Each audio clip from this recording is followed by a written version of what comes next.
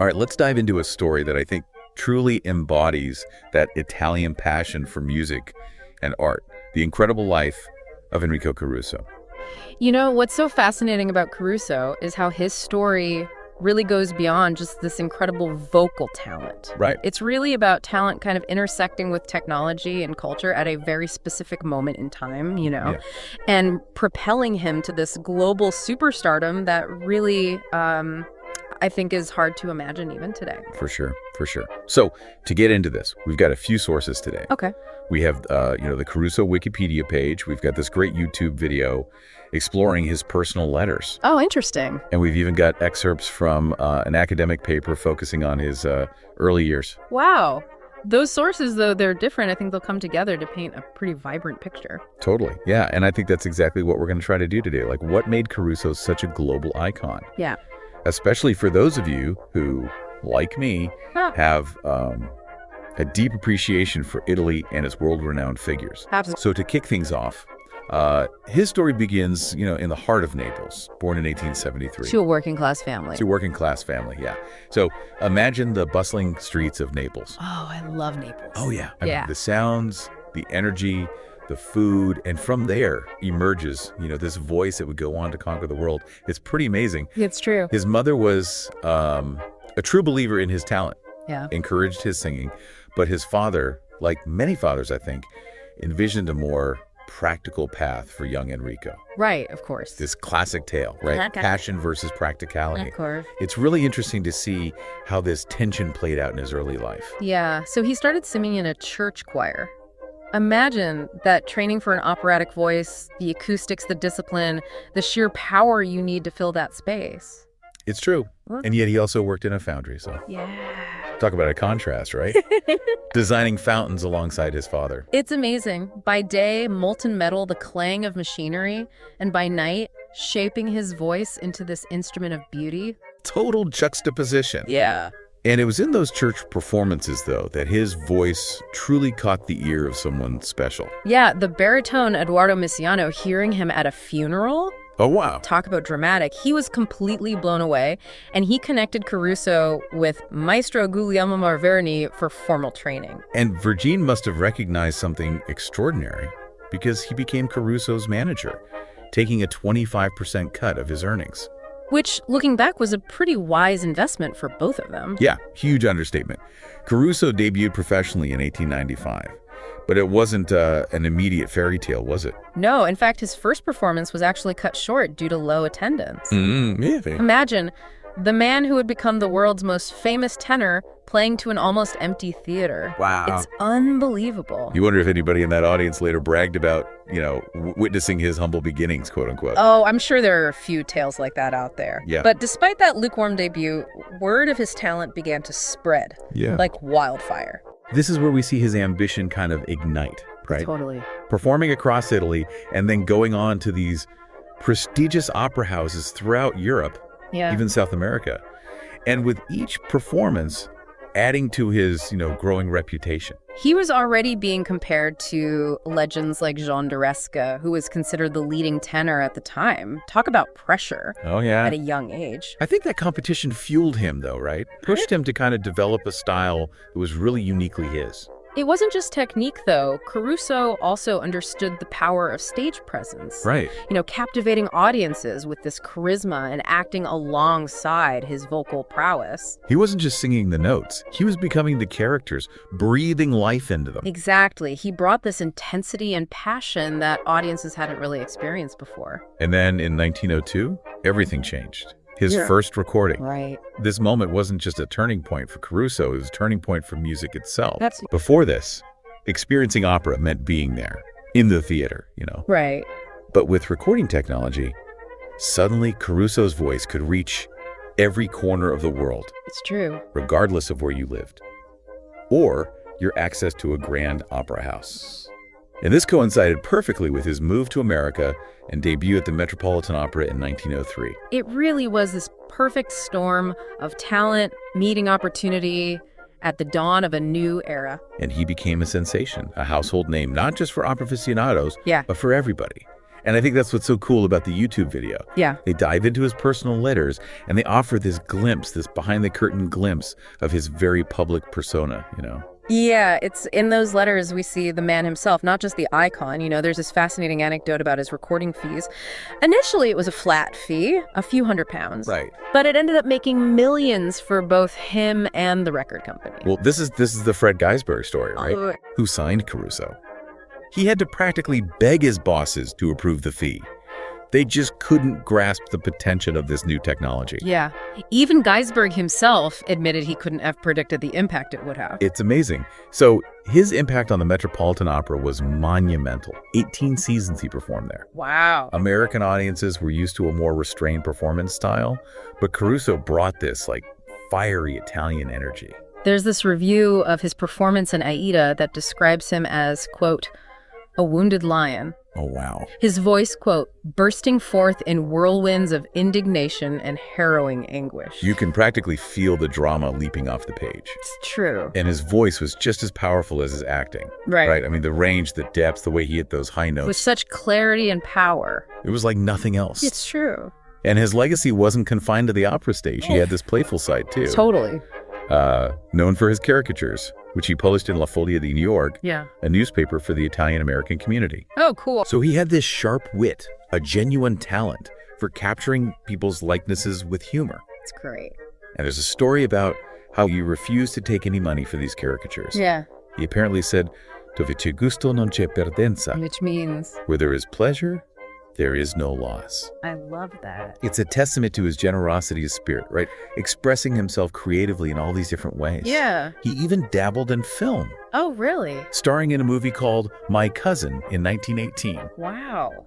A silent film. Talk about a departure from grand opera. Totally. It might not have been a blockbuster hit. Right.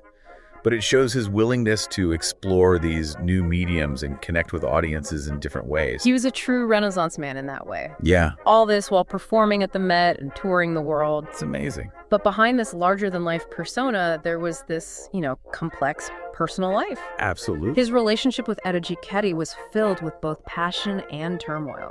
Yeah, they had 2 sons together, but ultimately their love story ended in heartbreak. It's a reminder that even amidst international fame, there are these deeply personal struggles. It's true. His letters from this time are incredibly revealing. They offer a glimpse into this very emotional world. And this feels like a really good place to pause and kind of absorb what we've learned so far. Yeah, I think so. We've covered his rise from these humble beginnings in Naples to this global superstar, his impact on the world of opera, music itself. Right. And when we return, we'll delve deeper into his later years, Yeah. exploring the legacy he left behind, Right. and the impact he continues to have on us today. So stay tuned as we continue our deep dive into the captivating world of Enrico Caruso. Absolutely. Welcome back, everyone. It's amazing to think about the impact that one voice, one life can have on the world, as we've seen with Caruso. Absolutely. And I think as we kind of dig deeper into his story, we see, even more layers, more complexity. One of the sources mentions this chilling episode, the Mano Nera incident. Yes. The Black Hand, a criminal organization that was known for targeting Italian immigrants. Right. It's hard to believe that someone like Caruso, at the height of his fame, would be targeted by these extortionists. It's true. It is a stark reminder that even global icons aren't immune to, the darker side of human nature. Right. But Caruso's reaction was actually quite remarkable.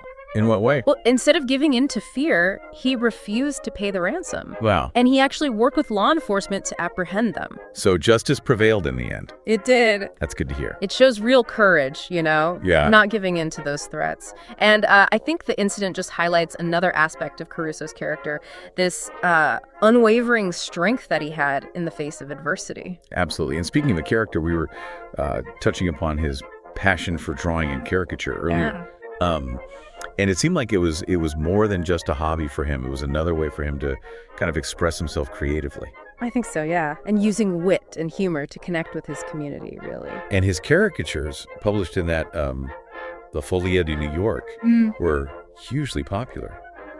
But he didn't see it as a money-making venture at all. No, he refused payment. He said, Dove c'è gusto, non c'è perdenza. Which means where there is pleasure, there is no loss. It's a great saying. It really is. It speaks volumes about his generosity. Totally. He was giving back through laughter and art. And his caricatures, I mean, much like his stage presence, right? Yeah.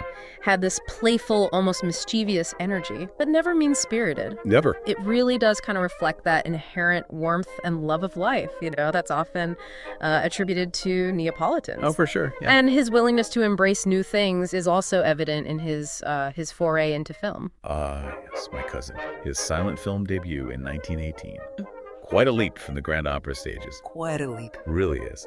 But it might not have been a commercial success. Yeah. But it demonstrates his pioneering spirit, his willingness to experiment with this new medium. Imagine Caruso on the silent screen, using his expressive face and, dramatic gestures to kind of convey those emotions. It was been fascinating to see. Absolutely, yeah. And I think as we move towards, the later chapters of his life, one can't help but notice this recurring theme, this deep-rooted connection to Italy. Yeah. I mean, global fame never diminished his love for his homeland. Absolutely not. I mean, his letters are just filled with longing for Naples, his family, his friends. He would often return to Italy during breaks from the Met. Yeah. Spending time at his villa in Tuscany or back in the bustling streets where he grew up. He was a global ambassador, in a way, for Italy and its, rich musical heritage. Absolutely. Yeah. His repertoire was deeply rooted in Italian opera, championing composers like Verdi and Puccini. He really embodied that Italian passion for music, that zest for life, and it resonated with audiences worldwide. But as with all stories, this one, too, has its bittersweet ending. The source material kind of mentions his health declining in his later years. Yeah, he developed pleurisy. Right. Which was a serious condition, especially back then, and it's heartbreaking to imagine that powerful voice silenced by illness. His last performance at the Met was in December 1920. He spent the following months seeking treatment in Italy, hoping to recover. He underwent surgeries, but sadly, his condition continued to worsen. And on August 2nd, 1921, at the age of 48, Enrico Caruso passed away in Naples. Wow. The world mourned the loss of a true icon. His funeral in Naples was a testament to his impact. It was attended by thousands. That's amazing. And I think his voice, his story, transcended borders and touched countless lives. For sure. And even though his career was cut short, he left behind a legacy that continues to inspire generations. This is a good point to pause once more. I think we've explored the triumphs and tragedies, the public persona and the personal struggles, that enduring love for his homeland, all these threads woven into this extraordinary tapestry of Enrico Caruso's life. Right. And in our final segment, we'll delve into the lasting impact of his legacy. Right. Why his voice continues to resonate with audiences a century later. Yeah. And what his story can teach us about the power of art and the human spirit. So stay tuned as we conclude our deep dive into the world of Enrico Caruso. Welcome back to our final look into the life and legacy of Enrico Caruso.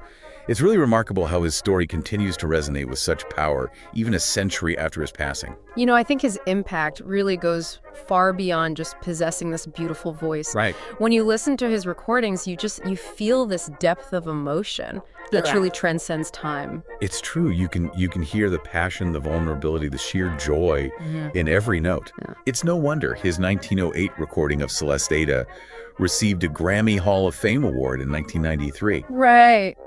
I mean, that recognition speaks volumes, Yeah. right, about the lasting impact of his artistry. He was a true pioneer, Yeah. Think about it. Yeah. Caruso was one of the first artists to really grasp the potential of recording technology. Right. Using it to connect with a global audience in a way that had never been done before. He brought opera into the homes of everyday people. Those who might never have had the opportunity to experience it live. He democratized opera, really. Yeah. Made this grand art form accessible to everyone. Right. And, he did it all with this charisma and stage presence that was just magnetic. It's true. It's true. And let's not forget his talent for caricature, Oh, yeah. Those are great. Those drawings he published in La Follia di New York, they reveal this playful, humorous side to the man. Right. Yeah, and remember that anecdote about him refusing payment. Oh, yeah. Where there is pleasure, there is no loss. It perfectly captures, his generous spirit, It really does. Yeah. Now, his life wasn't, without its challenges. Of course. His tumultuous relationship with Etta Giacchetti, as we saw in his letters, reveals a man who experienced, deep heartbreak. Those letters are incredibly poignant, Yeah. You can feel the raw emotion pouring through his words. Totally. And I think it's that emotional depth, that lived experience that really contributed to the power of his performances. Yeah. He poured his heart and soul into his art, and audiences around the world felt that connection. He did. When he died in 1921, the outpouring of grief was immense. It was, yeah. His funeral in Naples was a massive event. A true superstar had left this stage far too soon. So where does that leave us today, a century later? Well, I think, Caruso's legacy is a testament to the enduring power of art, Right. to transcend boundaries and connect us across cultures and generations. His voice acts as this, bridge, connecting us to a world of passion and beauty Yeah. that continues to inspire. And I think his story, the journey of this, poor Neapolitan boy who rose to international fame, Right. it's a testament to the power of talent, hard work, and ambition. Totally. And it's a story that continues to resonate, Yeah. offering hope and inspiration. It's a powerful reminder of the impact one life can have on the world. Absolutely. And I think his legacy encourages us to kind of embrace our passions and to never give up on our dreams. Totally. No matter how audacious they may seem. Yeah. As we wrap up this deep dive, I think we've gained a richer appreciation for the artistry and humanity of Enrico Caruso, I think so too. and a renewed sense of wonder at the power of music to move us, to connect us, and to leave a lasting legacy. So here's a final thought for all of you listening. What is it about Caruso's voice, a century later, that continues to have such a profound impact? Right. Is it the technical brilliance, the raw emotion, or perhaps a combination of both? It's a question worth pondering as you listen to his recordings. It is. Thank you for joining us on this exploration into the world of Enrico Caruso. Until our next deep dive, keep exploring, keep learning, and keep the spirit of curiosity alive. Thanks for watching. Subscribe to the channel so you won't miss the next videos.